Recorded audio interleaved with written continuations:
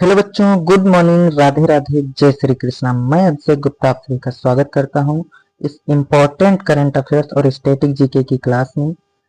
तो बताएंगे एक बार आप सभी कैसे हैं।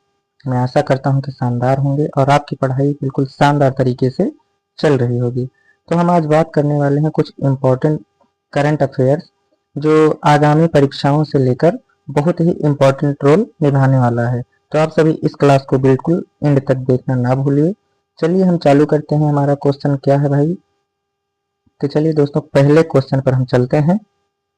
हमारा पहला क्वेश्चन कह रहा है भैया कि हुरून ग्लोबल यूनिकॉर्न इंडेक्स 2025 में हुरून ग्लोबल यूनिकॉर्न इंडेक्स 2025 में भारत 64 यूनिकॉर्न कंपनी के साथ किस स्थान पर है? तो आप सभी बताएंगे कौन सा आंसर होगा। पहले स्थान पर है कि दूसरे स्थान पर है, तीसरे पर है कि चौथे पर है? आप सभी आंसर कीजिए किस स्थान पर होगा हमारा भारत भैया। तो हमारा आंसर होने वाला है ऑप्शन नंबर डी। हमारा डी ऑप्शन करेक्ट हो जाएगा भैया कि हमारा जो ग्लोबल यूनिकॉर्न इंडेक्स 2025 में भैया भारत जो है चौथे स्थान पर है। किस स्थान पर? Option number D correct answer, चौथा स्थान हो जाएगा। भारत चौथे स्थान पर है भैया। तो आप ये आंसर नोट करिए। चलिए देखते हैं अगला क्वेश्चन क्या है। भैया हमारा दूसरा क्वेश्चन है कि हाल ही में भारतीय स्टेट बैंक ने किस वर्ष तक 4 मिलियन घरों को सौर ऊर्जा से रोशन करने की योजना बनाई है? तो आप सभी को आंसर पता हो तो जरूर भैया कमेंट करते रहिए। देखते हैं कि कौन सा होगा हमारा आंसर। भैया क्वेश्चन क्या कह रहा है? हाल ही में भारतीय स्टेट बैंक ने किस वर्ष तक 4 मिलियन घरों को सौर ऊर्जा से रोशन करने की योजना बनाई है? तो आप सभी आंसर कीजिए कौन सा होगा। हमारा आंसर होने वाला है भैया option number D for right answer. हमारा option number D right answer हो जाएगा। वर्ष 2047 में भैया जो है कि हमारा भारतीय स्टेट बैंक जो है 4 मिलियन घरों को सौर ऊर्जा से रोशन करने की योजना बनाई है। तो हमारा option number D right answer हो जाएगा। आंसर हो जाएगा वर्ष 2047। वर्ष 2047 इज राइट आंसर भैया। आप सभी नोट करिए वर्ष 2047।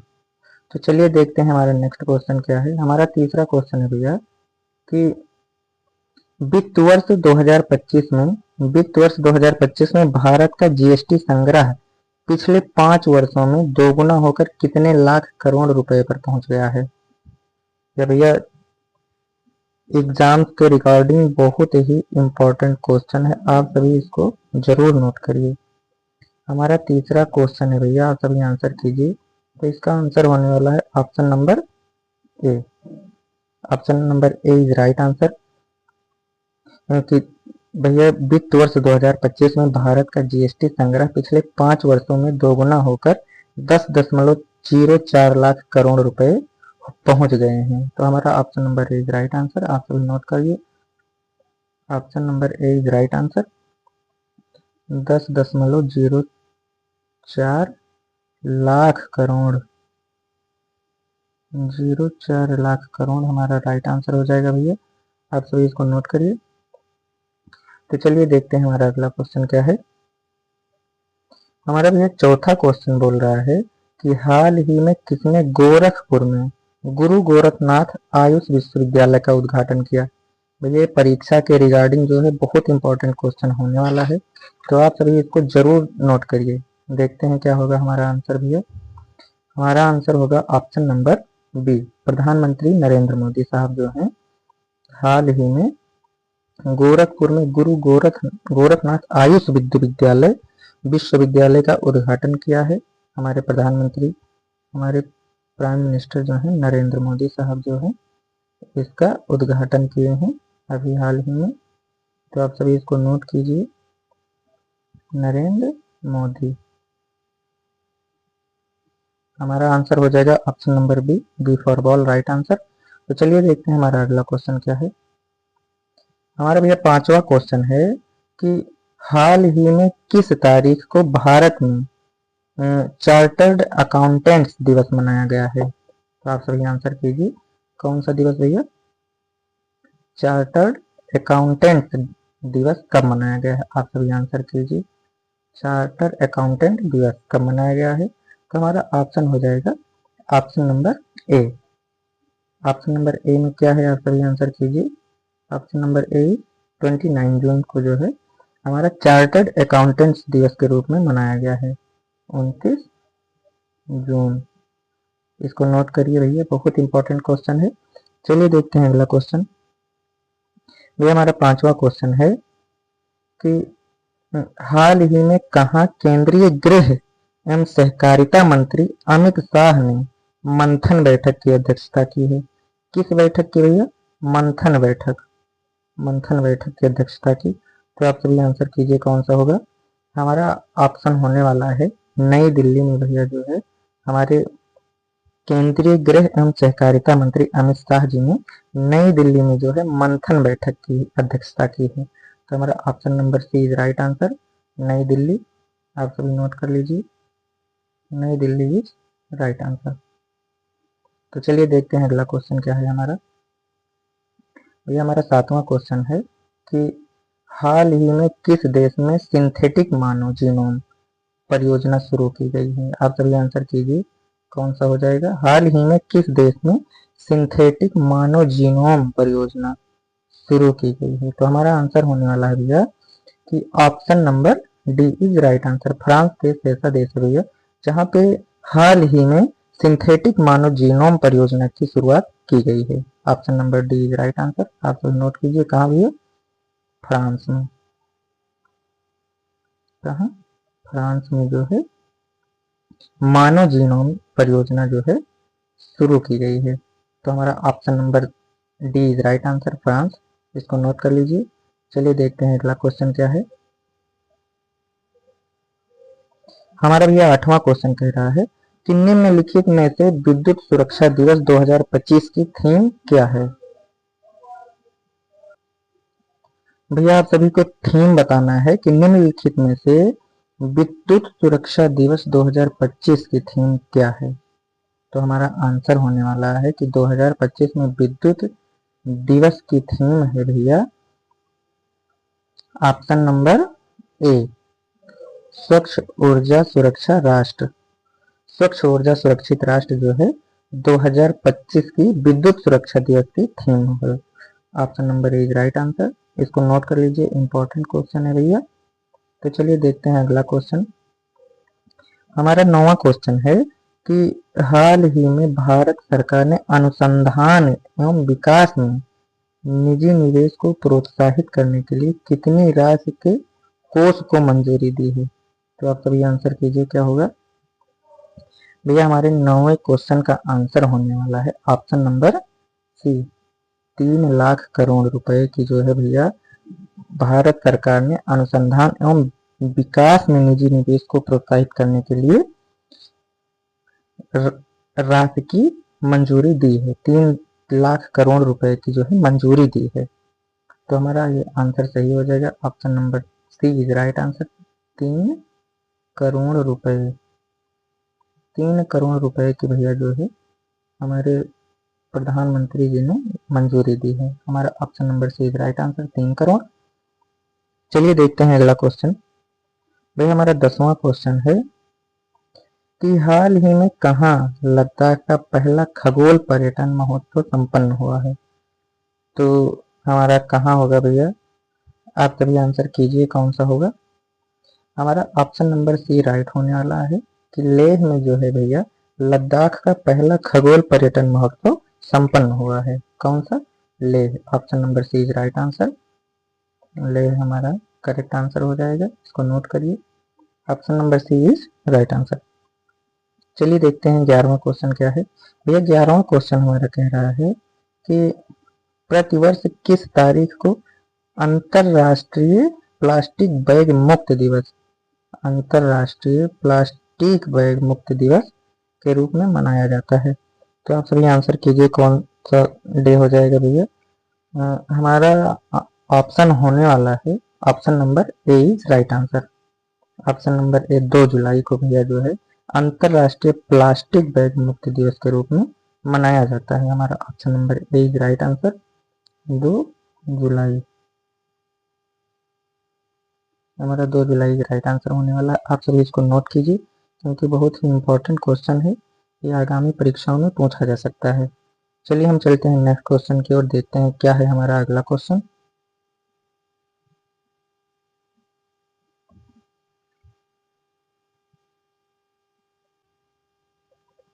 भैया हमारा अगला क्वेश्चन है कि हाल ही में केंद्रीय मंत्री श्री सर्बानंद हाल ही में केंद्रीय मंत्री श्री सर्बानंद सोनोवाल ने कहाँ पहली आसियाना कहाँ पहली आसियान भारत क्रूज वार्ता का उद्घाटन किया। हमारा आंसर है भैया कि हाल ही में केंद्रीय मंत्री श्री सर्बानंद सोनोवाल ने कहाँ पहली आसियान भारत क्रूज वार्ता का उद्घाटन किया। तो आप सभी को आंसर पता हो तो जरूर कमेंट करिए कि क्या होगा हमारा भैया आंसर। तो हमारा आंसर होने वाला है भैया option number C. Option number C में क्या है, कोलकाता में। कोलकाता में भैया जो हमारे केंद्रीय मंत्री श्री सर्बानंद सोनोवाल जी हैं, वहां पर आसियान भारत क्रूज वार्ता का उद्घाटन किया है। कहाँ हो जाएगा, ऑप्शन नंबर सी कोलकाता में। हमारा option number C is right answer होने वाला है, आप सभी इसको नोट कीजिए। चलिए देखते हैं अगला क्वेश्चन। हमारा 13वां क्वेश्चन है भैया कि हाल ही में कहाँ भारत का पहला अत्याधुनिक ग्रीन डाटा सेंटर का उद्घाटन किया गया है। किस चीज का अत्याधुनिक ग्रीन डाटा सेंटर का उद्घाटन किया है। तो आप सभी आंसर कीजिए, क्या हो जाएगा। हमारा आंसर हो जाएगा भैया option number A Ghaziabad. Ghaziabad में भैया जो है भारत का पहला अत्याधुनिक ग्रीन डाटा सेंटर का उद्घाटन किया गया है। आप सभी के लिए क्वेश्चन है कि उद्घाटन किसके द्वारा किया गया है, किसके द्वारा जो है ग्रीन डाटा सेंटर का उद्घाटन किया है। आप सभी कमेंट में इसको बताइए कौन हो जाएंगे, इसका आंसर क्या हो जाएगा, आप सभी आंसर कीजिए।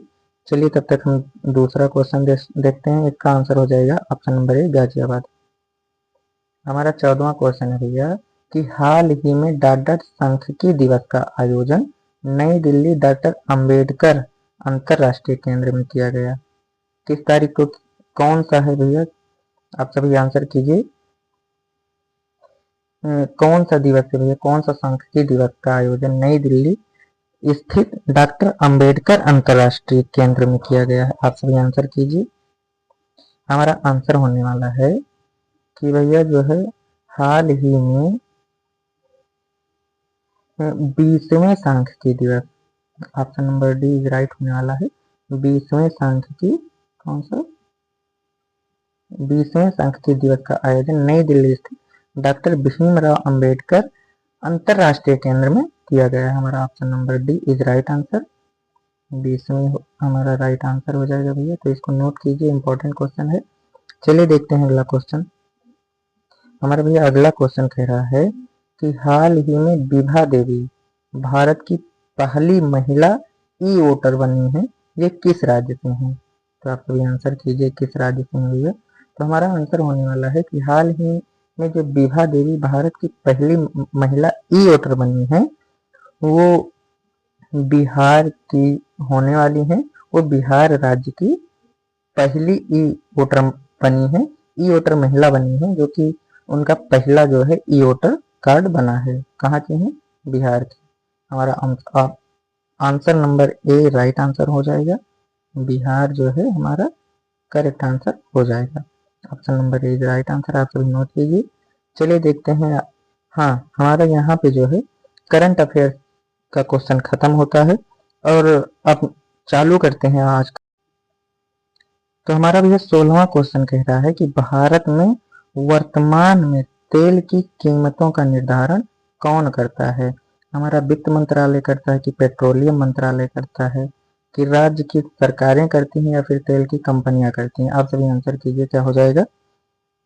तो हमारा भैया आंसर हो जाएगा ऑप्शन नंबर डी, तेल की कंपनियां जो है भारत में वर्तमान में तेल की कीमतों का निर्धारण करती हैं। Option number D is right answer, तेल की कंपनियां। तेल की कंपनियां जो हैं उसके वर्तमान कीमत की जो है निर्धारणा जो है तेल की कंपनी करती है। तो हमारा option number D is right answer, इसको नोट कीजिए। चलिए देखते हैं अगला क्वेश्चन। हमारा भैया 17वां क्वेश्चन है कि निम्नलिखित में से कौन सा अफ्रीकी महाद्वीप का सबसे दक्षिणतम बिंदु है। तो हमारा आंसर हो जाएगा कि अफ्रीकी महाद्वीप का सबसे दक्षिणतम बिंदु जो है वो है केप अगुल हाथ। क्या है भैया? ऑप्शन नंबर बी हो जाएगा, केप अगुलहास जो है अफ्रीकी महाद्वीप का सबसे दक्षिणतम बिंदु है। Option number B is right answer, आप इसको नोट कीजिए। चलिए देखते हैं 18वां क्वेश्चन क्या है। भैया हमारा 18वां क्वेश्चन कह रहा है कि बंगाल विभाजन के समय बंगाल का लेफ्टिनेंट कौन था? क्या कह रहा है भैया कि बंगाल के विभाजन के समय बंगाल का लेफ्टिनेंट कौन था?